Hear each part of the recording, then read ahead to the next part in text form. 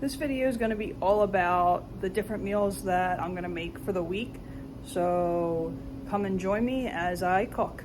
Alright folks, tonight we're going to have honey glazed chicken and vegetable on a sheet pan. Most of this stuff is what I bought the other day at Walmart. The broccoli, red pepper, asparagus I did grab at the food line, and then the carrots. Now I did chop up a lot of garlic, so I'm going to keep this in the fridge. It's basically like 4 vegetables on a sheet pan that they have you roasting with a sauce, and then some boneless, skinless chicken thighs. It's saying 1.5 to 1 inch florets. There's about the size that you're going to be looking for.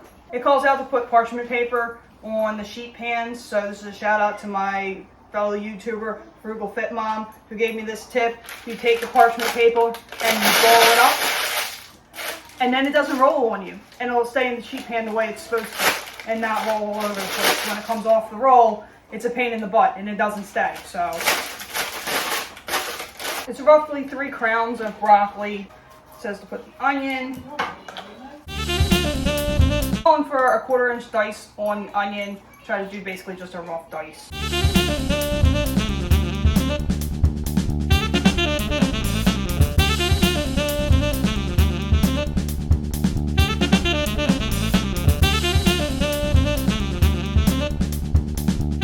The recipe for the sauce is 1/2 cup of soy sauce, 1/4 cup of either maple syrup or honey, a tablespoon of cornstarch. To thicken it up, it also calls for 4 cloves of garlic, and if you have chopped or minced garlic, it's usually like 1 teaspoon per clove. So I'm just going to do 1 tablespoon. That's about 3 teaspoons. Mix it up real good. That cornstarch will help thicken this, and just basically making a slurry out of it. If you use the maple syrup, it will be a little thinner. The chicken is just diced into bite-sized pieces, basically. These are boneless, skinless chicken thighs. I'm using 3 boneless, skinless chicken thighs. And apparently I didn't read the directions right, so I started putting everything on the sheet pan and then I had to take everything off. It actually says to mix it together. The note to self, next time read the directions all the way through. Alright, we're going to give this another good stir since it's been sitting for a minute. Alright, dump on top. And let's go in the oven, 450 for 15 minutes. I got 2 trays, put both in the oven so that it's cooked, so it'll be a meal and leftovers for lunch tomorrow. Now that's got a good coat and looks like it's pretty evenly coated. We're gonna throw that in the oven here. All right, okay. We're gonna try and evenly disperse this between the 2 pans.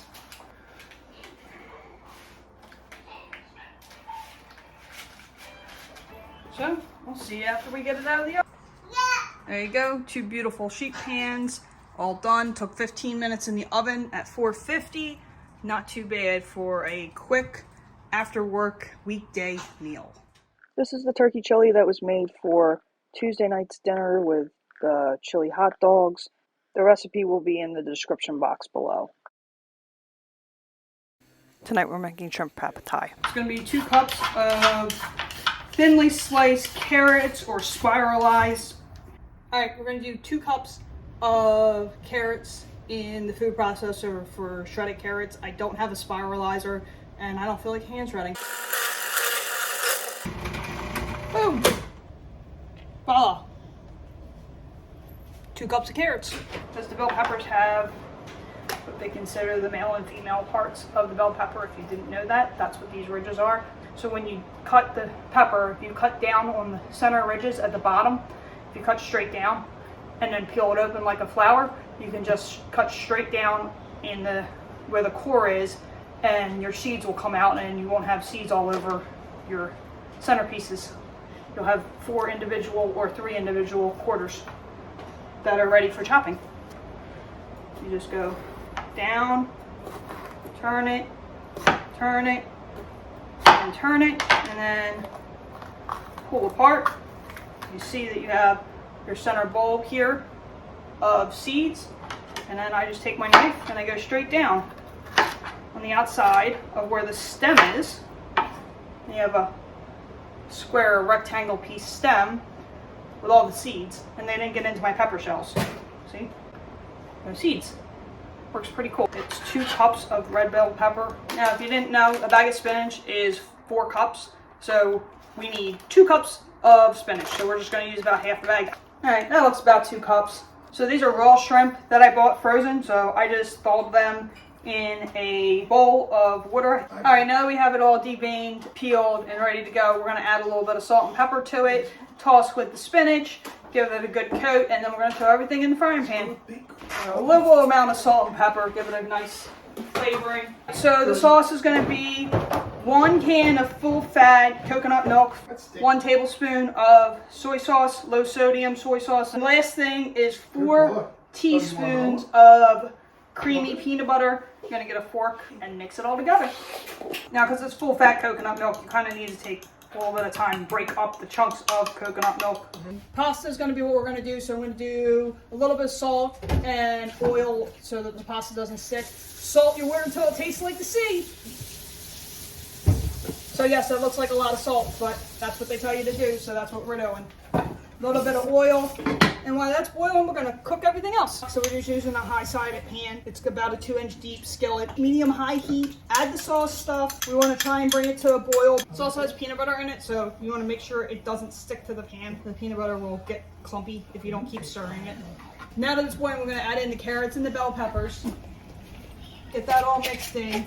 So we're gonna cook this 5 to 10 minutes until it's crisp tender. We just want to keep stirring it, get a good coating on everything. All right, so now we're done. It's been about 10 minutes. They're looking good here.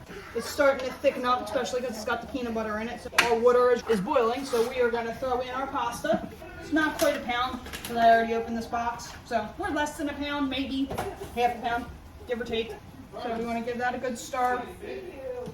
And it's anal hair, so it takes like 6 to 7 minutes or something. All right, now that that is ready to go, what we're gonna do is add in the spinach and shrimp mixture that we got going on here. Stir this in. Spinach is gonna wilt down quite a bit. I'm gonna make sure we get this all nice and coated. The shrimp isn't going to take that long to cook, so the shrimp takes like 5 minutes to cook. So we wanna just keep stirring this. Let it cook, get that shrimp cooked down. That's basically what you're waiting for, is the shrimp to cook. Not necessarily the spinach, but the shrimp.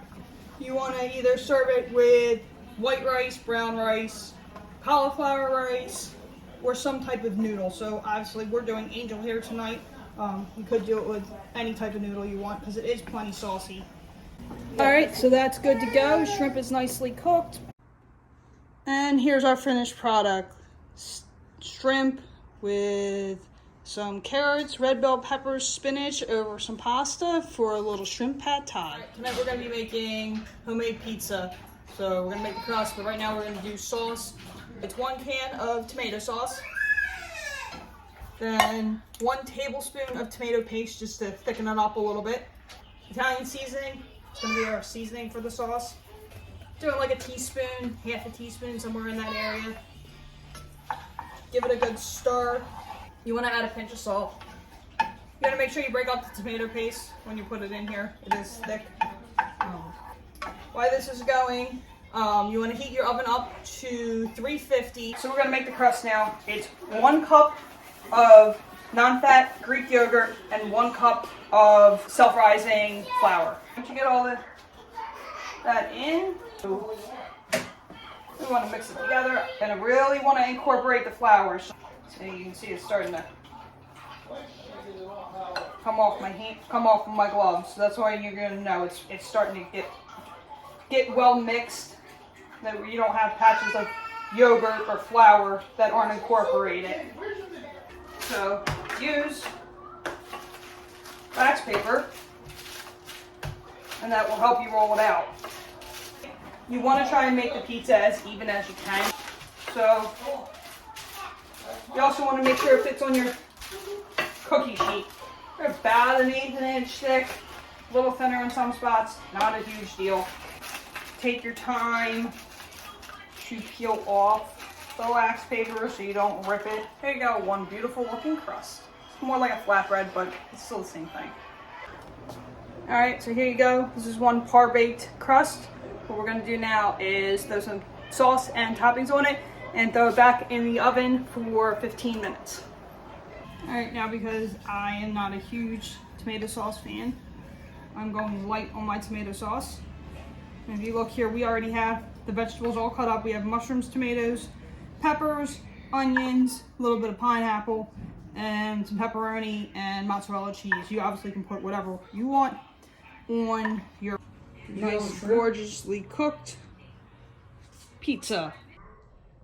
Doesn't look too bad for homemade. Okay, tonight we're going to be doing Salsbury Steaks. So right now in the bowl we have roughly 1.5 pounds of ground beef. It's like 93% ground beef. You don't want something super fatty. So we're going to mix in 2 teaspoons of garlic. You're going to add in 1/4 cup of minced onion, small diced onion. Then you're going to put in 2 slices of white bread with the crust removed, chopped into cubes. That's going to be your binder. You could also use breadcrumbs, say 1/2 cup, 1/4 cup, somewhere in that area, but the bread I think works a little bit better for this particular recipe. 1 egg, 1 teaspoon of Worcestershire, 1 tablespoon of onion soup mix, Lipton's onion soup mix. This is the onion and mushroom mix because we're having mushrooms with it, so why not? So 1 tablespoon of that. And then 1 tablespoon of tomato paste. Now you want to mix everything together. Okay, and these are going to be patties. So what I'm going to do is roll them into oval-y bowls. Now that I got them shaped, they're going to go in a skillet on medium-high heat for 3 to 4 minutes per side, and then once they're done, you're going to remove them from the pan. Now that your frying pan's on, put about 1 tablespoon of oil in the pan. Get it nice and hot. We're going to throw our patties in. So we have 6 patties.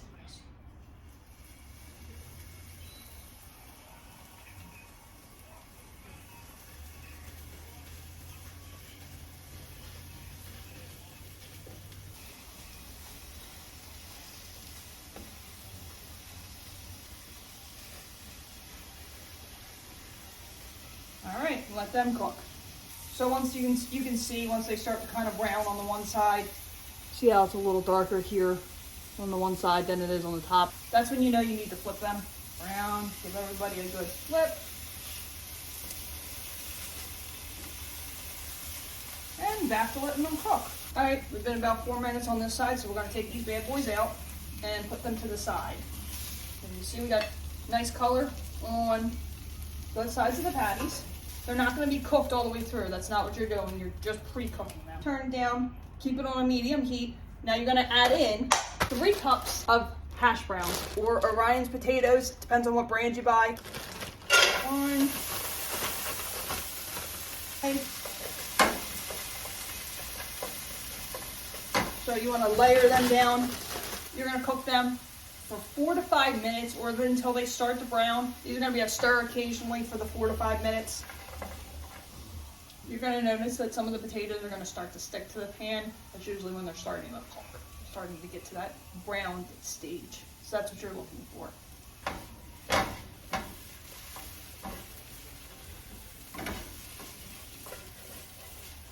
Once your potatoes start to brown, you're going to add in 2 medium carrots that are sliced, and then also 1/2 cup of diced onions. That's what I have in the bowl here.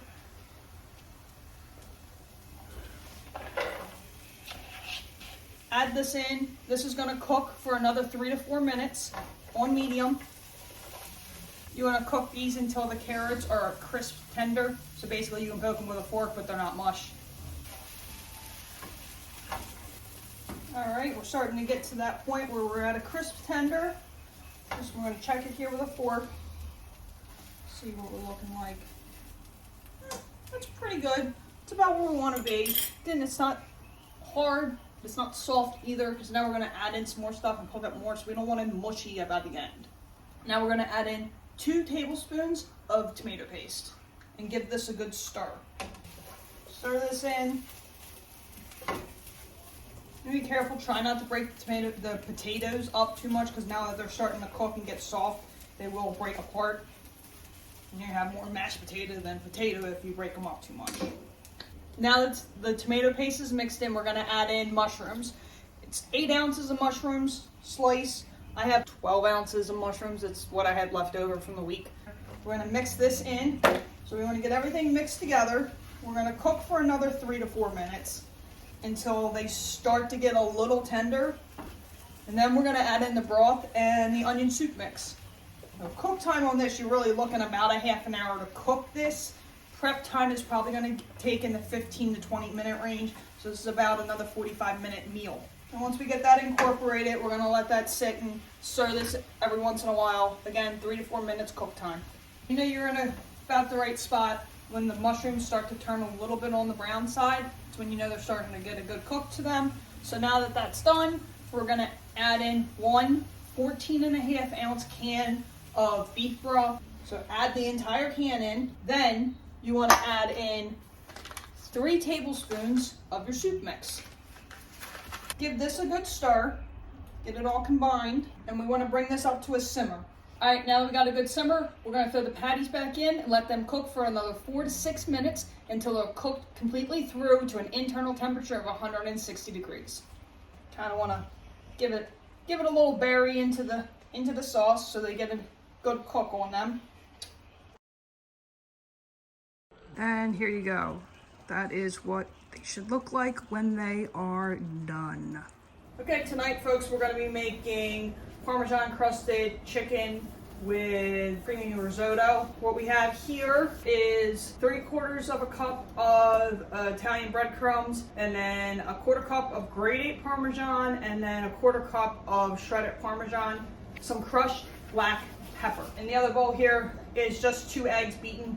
Basically, we're just making a dredge. We're gonna dredge the chicken and then throw it in the frying pan. It says 6 breasts. I only have 2, but they're pretty large breasts. So what I'm gonna do is cut them in half, so we'll have 4 breasts. All right, you wanna give your chicken a good bath in the egg wash, let it drain, and then transfer it over into the breadcrumb mixture and give that a good coating. Pat it in there and make sure it sticks to the breast. And then it's placed back off to the side. Just repeat the same process with all 4 breasts. All right, and then once you're done, you want to discard whatever's left over. Right now we have 2 tablespoons of olive oil heating up in the pan on medium-high heat. And then we have here our mise en place that we got set up here, which is a half of a medium onion diced, 2 cloves of garlic, 1 thing of asparagus that I chopped into 1-inch pieces. The recipe calls for 2 cups of spinach. The spinach went bad. I had asparagus on hand, so it's what we're going to use. We have 2 cups of minute rice, 2 ounces of cream cheese softened, and then in this bowl we have a lovely mixture of, so this is 1 can of petite diced tomatoes plus a 1/4 cup of water, 1.5 cups of milk, and 1 can of condensed tomato soup, like Campbell's tomato soup. So all that is mixed into the bowl. That's going to be your liquid to cook the rice. You're going to make sure your pan is nice and hot. So if you listen, I think you can hear it. There's a sizzle going on now. The chicken is 3 to 5 minutes per side. When it's 165 as the internal temperature, you're going to remove it from the pan and set it to the side. Once it starts to look like it's cooked, just give it a good flip. You can see that's got nice color on it. All right, once you've reached internal temperature of 165, you're gonna want to take these out of the pan and set aside. You see we have really nice color on them. Now we're gonna continue on medium heat. We're gonna add in our onions, asparagus, and the chopped garlic. Give that a good mix. All right, so once we start smelling the onions and garlic, having a good fragrance to them, what we're gonna do is we're gonna add in the instant rice, and we're gonna add in our tomato mix, and this is when our rice is gonna be cooking. Here's our 2 cups of rice and our tomato mixture. And make sure you give this a good stir if it has been sitting. So, and especially because it has condensed soup in it, you want to make sure it is broken up all the way. All right, once we get this all mixed in, we're gonna bring this to a simmer, and we're gonna cook it covered for 3 minutes. After the 3 minutes, you're gonna remove from the heat and add in the cream cheese. for a little extra cheesiness, you're gonna add in some finely shredded Parmesan, or you can add in more of the grated Parmesan. That's up to you. So I'm gonna take 2 handfuls and add that in there. And we're just gonna give that a good mix. We're gonna make sure this cream cheese gets incorporated. Give you a nice creamy texture to your risotto. All right, and here we go. Creamy risotto with asparagus or Parmesan crusted chicken breast. If you enjoyed the video, then like and subscribe for more content with me.